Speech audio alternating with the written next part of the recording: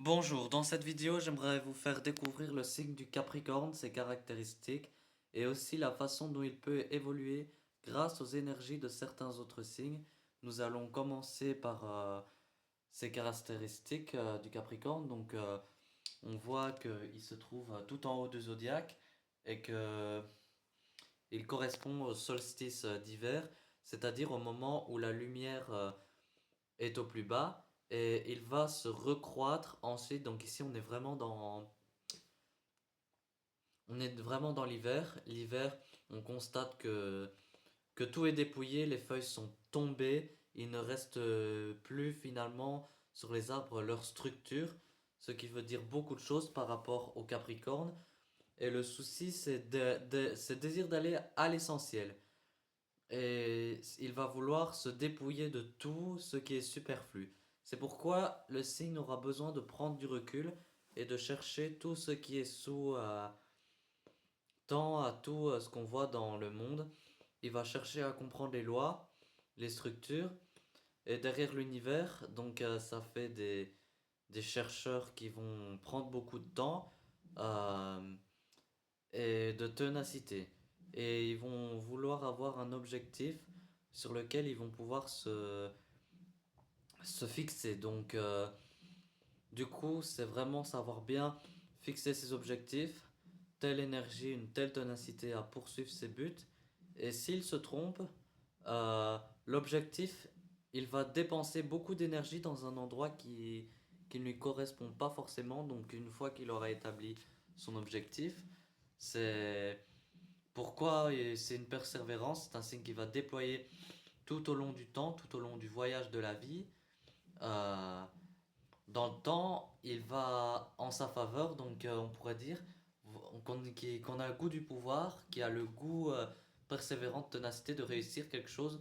Donc on voit le signe qui est tout en haut, c'est un signe de terre profondément attaché euh, à la concrétisation, à la réussite professionnelle, sociale, personnelle. Et c'est important ici pour lui de concrétiser, de réaliser quelque chose, ce qui va publiquement se voir dans la vie concrète. Et voilà, donc quelles sont les caractéristiques du Capricorne? Euh, on va commencer les signes qui vont bien avec lui, les énergies qui vont le soutenir. Donc première énergie, c'est c'est les taureaux. Donc le taureau, c'est un signe de terre. C'est pour ça ils sont en trigone. Donc le taureau va lui donner cette puissance de force de continuer son œuvre sur le long terme. Donc euh, c'est vraiment aussi un signe qui va à la persévérance. On peut vraiment déployer l'énergie sur le long terme. Donc le taureau va vraiment lui apporter cette ténacité, de cette force de l'œuvre d'aller jusqu'au bout. Et puis la Vierge va également euh, l'aider dans cette œuvre à à trouver dans cette œuvre le goût d'aller vraiment dans le détail et d'être dans la quête de, de perfection. Et du coup, c'est d'être aussi dans la recherche d'intégrité. Il y a beaucoup d'intégrité dans le Capricorne parce que il veut être fidèle, il veut faire des choses qui soient alignées, ce qu'il dit, ce qu'il fait et qu'il incarne, etc. Euh, il y a vraiment le souci d'incarner un archétype d'une grande intégrité et la Vierge va pouvoir l'aider et lui apporter cette capacité justement d'aller dans le concret de la réalité, dans le détail et d'être dans la vérité. On pourrait dire il y a une recherche ici, une vérité. Donc le Capricorne va être soutenu par ces deux signes de terre qui vont lui apporter cette force d'accomplir euh, son œuvre et l'autre signe qui va lui apporter cette voilà, c'est le goût du détail. Ici nous sommes dans le triangle des signes de terre là, et évidemment ces trois signes là vont vraiment l'aider à concrétiser nos projets, toutes nos idées, nos idéaux. Donc ici, dans le Sagittaire, qui cherche les lois pour fédérer les hommes ensemble, et que pour les hommes, puissent vivre ensemble. Ici, dans le Capricorne, le signe suivant, on va édicter des règles, des lois, des structures qui vont justement permettre de vivre ensemble. Donc le Capricorne va chercher l'ordre des structures qui nous permettent de sécuriser, de bien fonctionner. Donc voilà, le triangle de terre. Ensuite, nous avons des, des signes qui vont soutenir l'énergie du Capricorne et qui est tenace et ambitieuse. Donc c'est les signes d'eau, donc la terre et l'eau, vous voyez, ça va bien ensemble. L'eau va nourrir la terre, donc on va commencer par le signe du poisson et le signe du scorpion. Donc dans le signe des poissons, euh, donc alors ces deux signes d'eau vont apporter euh, de l'inspiration parce qu'ici on est sur la structure, sur sur des recherches à l'essentiel.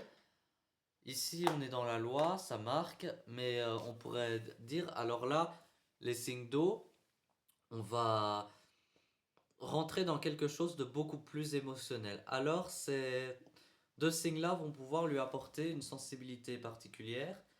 Euh, la sensibilité des poissons qu'il va pouvoir inspirer parce que dans la tête il y a quelque chose de vérité, dans la quête de rechercher. Les lois de l'univers des poissons va venir inspirer et venir lui donner cette conscience plus élargie, le signe des poissons, et après, le poisson va lui apporter cette conscience plus élargie que une fois arrivé au Capricorne, on n'a pas fini la route, alors qu'on pense que on a fini la route puisqu'on est arrivé le plus haut, on est arrivé au sommet, donc c'est le sage sur sa montagne. Il pense, il détient la sagesse et la vérité, or ça continue la route. Il va falloir qu'il lâche et qu'il dire plus loin dans sa quête et qu'il y aille vers le signe et finalement qu'il va lui montrer cette recherche, cette quête de vérité à travers les lois. Donc, eh bien, il faudra aller au service des humains pour construire une nouvelle humanité. Donc, le signe du scorpion, il va lui apporter cette ténacité pour, euh, pour aller dans les profondeurs. Et vraiment, le scorpion, il aime découvrir ce qui est caché. Donc là, il va inspirer, mais du coup, dans un côté plus profond, dans un côté où on creuse vraiment au-delà des apparences. Euh, donc voilà, ces deux signes d'eau vont venir l'inspirer. Mais bien sûr, il faut qu'il laisse inspirer parce que le Capricorne, on va le voir, il y a vraiment cette ténacité de suivre sa route tout seul. Euh, et justement, pour être quelque chose de devoir rectifier ou faire attention. Donc maintenant, les signes qui vont lui poser problème, qui vont lui demander de relever des défis, mais en même temps, ce sont des énergies qui vont lui permettre d'avancer, euh, d'évoluer. Donc le signe du bélier, euh, qu'est-ce qu'il va lui dire? Donc nous avons le signe du bélier. Le bélier est finalement un signe qui va venir après le Capricorne. Donc le bélier va lui dire, ok, tu es arrivé à un certain niveau, tu as accompli quelque chose, tu as, tu as réalisé quelque chose, mais finalement, si tu restes à cet endroit-là et que tu te fiches sur le problème du Capricorne, c'est de se figer. Donc du coup, il va lui dire, le bélier, il faut trouver des voies nouvelles et déchiffrer de nouvelles voies, être inspiré par quelque chose qui, qui n'a encore jamais été créé, qui n'a jamais été découvert. Donc là, le bélier, c'est une impulsivité qui va dans une spontanéité. Donc ça va déranger le Capricorne, parce que le Capricorne, il se construit d'une manière apaisée, lente, doucement. C'est un secondaire. Donc là, le bélier le, le bouscule en disant, mais si tu essayais cette nouvelle voie, cette nouvelle idée, mais le Capricorne dit non, mais moi j'ai mis du temps à construire toute ma vision, mes lois, que tu me demandes d'un seul coup d'introduire du nouveau, mais on ne sait pas sur quoi on se base. Ben non, parce que là, dans le bélier, on ne sait pas encore sur quelle base on va comprendre lorsqu'on aura parcouru tout le chemin. Donc à la base, ici, le bélier va passer, on va passer au Capricorne et on va réaliser cette impulsion initiale où on comprend pas au début, mais on pourrait justement continuer le chemin et d'aller de l'avant, on pourrait dire. Donc ça va le mettre au défi. Mais en même temps, il sera capable d'intégrer des nouvelles visions qui appartiennent finalement au futur. Il va pouvoir continuer sa route pour éviter de se camper, de se figer. Et c'est le signe du bélier. Donc l'autre signe en carré, c'est bien sûr la balance. Donc la balance va lui dire, bon, tu continues ta route tout seul. Tu cherches... t'es un chercheur ou un sage qui va chercher d'eux sur sa montagne. Un yogi euh, qui part sur sa montagne. Mais bon, tu ne le partages pas. Tu, tu ne sers pas à grand chose. Ça va te servir à toi. Mais au fond, de ce qui est important, c'est que là, c'est le fait de redescendre de la montagne, de la sagesse acquise et de le partager. Le souci de la balance, c'est vraiment de partager, surtout de pouvoir intégrer euh, toute cette sagesse et de construire une communauté d'être différents, qui se comprennent et qui créent quelque chose euh, plus grand que chaque individu. Donc la balance va lui proposer de partager pour construire ensemble une autre civilisation. Voilà, le Capricorne va être au défi parce que ça, il aime pas ça. Et voilà, le Capricorne, il va agir seul. C'est en même temps sa capacité d'agir seul.